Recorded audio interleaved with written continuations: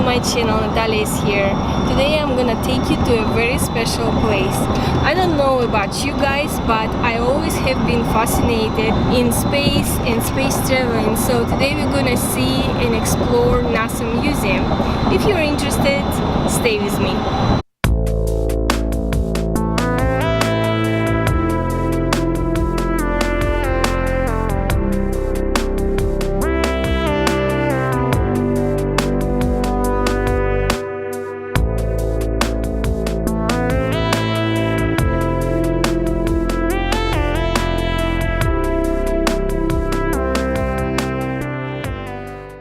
That's great, thank you. Yeah. Yeah. Have a good day. Thanks, man. Thank you. Those are not allowed. Tripods, GoPros, stabilizers. Not allowed? Oh no. So we just passed security here at NASA. Apparently we cannot take tripods or stabilizers, nothing. So I have to use only my two hands to film this. So I hope it will be okay, but I am very disappointed about it. So I'm inside of NASA Museum. It's very exciting. NASA was established in 1958. NASA is famous for the rocket space exploration. It's famous for its great project, Soyuz Apollo Mercury, Apollo moon landing, Skylab, and many others. So let's take a look. So here is science fiction, science future exhibition. Children having so much fun over there. This is a future MIDI bioscan. I'm not sure. Do you want to step up and see what you look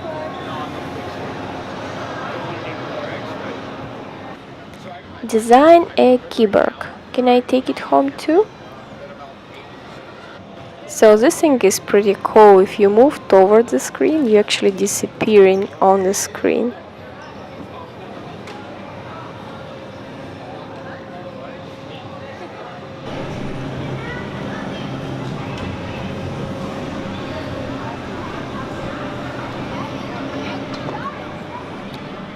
This is future genetics.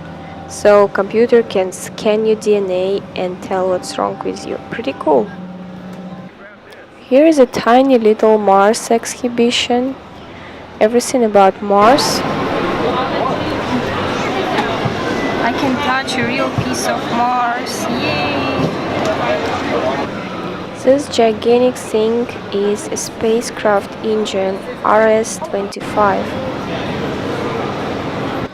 We went to NASA Theater and watched a documentary about US space projects and US astronauts. It was pretty interesting.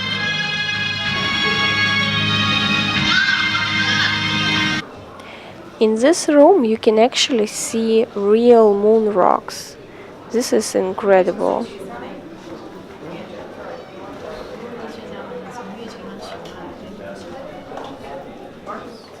Years and years of hundreds of thousands of people touching it with the oils and acids at their fingertips, it has become much smoother. So we would like to thank you for polishing our moon rock.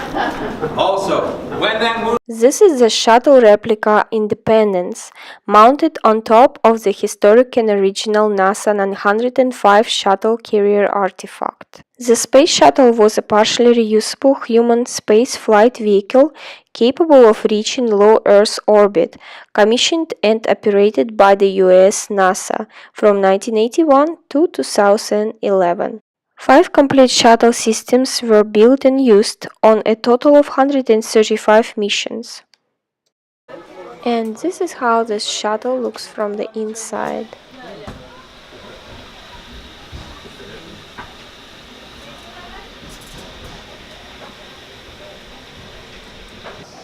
This is a cargo area.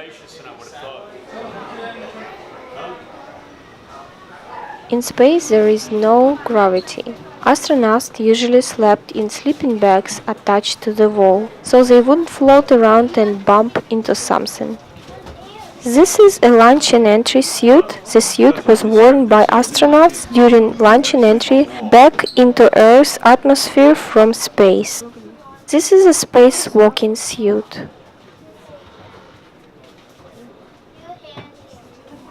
NASA also provides tram tours. We didn't have much time, so we only saw historic mission control and rocket park. Orion Mars Mission Control Room, also Dot Space Center. Look at this guy.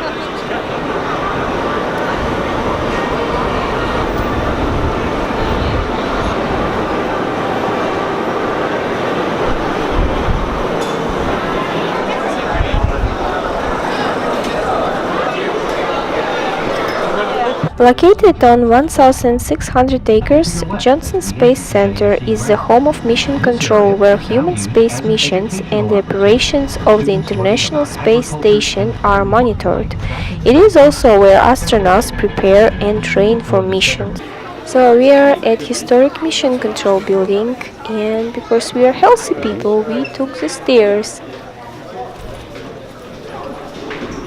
This is the facility where NASA monitored 9 Gemini and all Apollo lunar missions, including the historic Apollo 11 trip to the Moon and the final Apollo 17 trip to the same lunar body. Looking device might be. I hear the adults chuckling. They remember how bad of a time it was to use this. Kids, this is what I like to call a prehistoric calculator. It's called a slide rule. Believe it or not, we used to do math with this. This is how you would do calculus. Our astronauts, our engineers, and our scientists would use this to calculate exactly where they'd be going to the moon and coming back and where they'd be landing in the ocean. Quite amazing. Please do not ask me to demonstrate. I have no idea how it works except for simple addition. That is all I've learned so far. But it's truly amazing they use this. So no electronic calculators back then, kids. All these screens you see here, they're not computers. These are data monitors. They were getting data from the astronauts sent by that capsule. They'd be making sure everything here was going okay. Now we did have computers back then. They were called IBM Mainframe 360 series. One of them was about the size of this room. It took 10 people to operate one. We had 5 in total, all on the ground floor. And the total memory and dot processing power for all 5 was 8 megabytes. So if you've taken about 7 or 8 pictures today, you used up all the memory that we had available to send our astronauts to the moon and bring them back home safely. Not much at all. I've actually been told you can take your phone out right now and run all of the human spaceflight missions from here on one app on your phone and still have plenty of memory left over. It is quite amazing.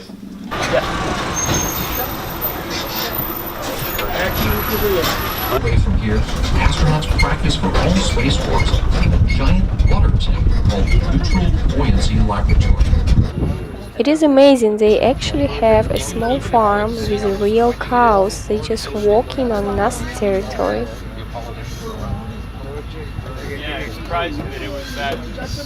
Space Center responsible for the Orion crew module and then freeze-dried or thermostabilized. Since there is no cold storage until 1967, America's space program was under immense pressure to make good on President Kennedy's promise to get a man to the moon before the end of the decade. One tree has been planted in honor of each astronaut who has died, whether in the line of duty or from accidents or disease. So we are at Rocket Park.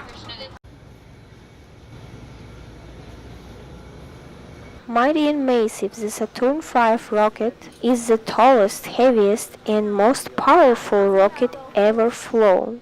NASA used the colossal Saturn V rockets primarily during the Apollo program to send Americans to the moon. The 3 segments, called stages, contain the powerful engines needed to lift off, entering orbit to reach the moon.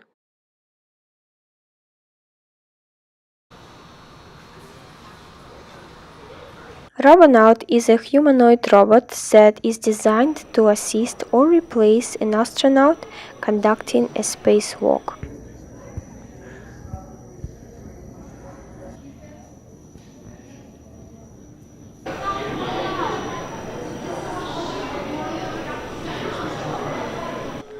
This is Skylab replica. Skylab was the United States' first space station. orbiting Earth from 1973 to 1979, when it fell back to Earth amid huge worldwide media attention. Launched and operated by NASA, Skylab included a workshop, a solar observatory, and other systems necessary for crew survival and scientific experiments. The aft compartment of Skylab's orbital workshop was primarily used to facilitate regular everyday human activities in addition to research.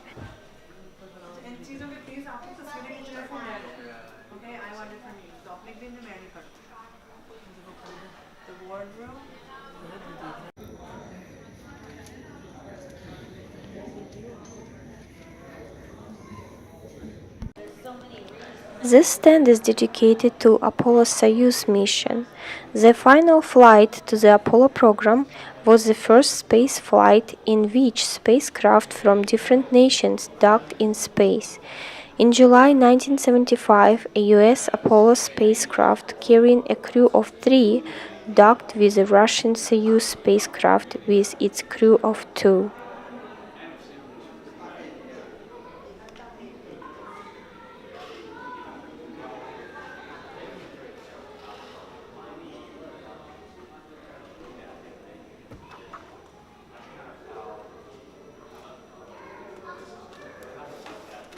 This is a docking model, and you can see an astronaut inside reaching to shake your hand like it was in a space between Russian and American astronauts.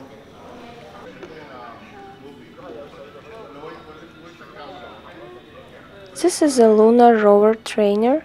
Rovers were taken to the moon's surface and left there each time on the last 3 Apollo missions. This is a Phase 7 Mercury spacecraft.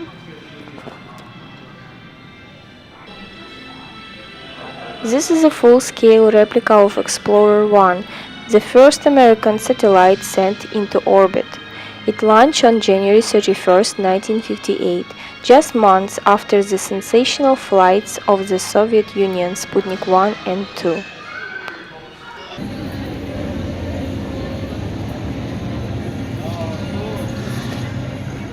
And of course we went to the gift station.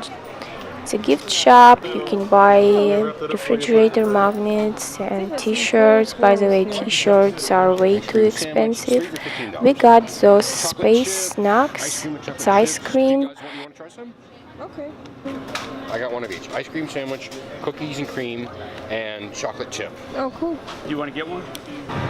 And Gary put free advertisement for my YouTube channel. So sweet of him. Bye bye NASA. See you next time.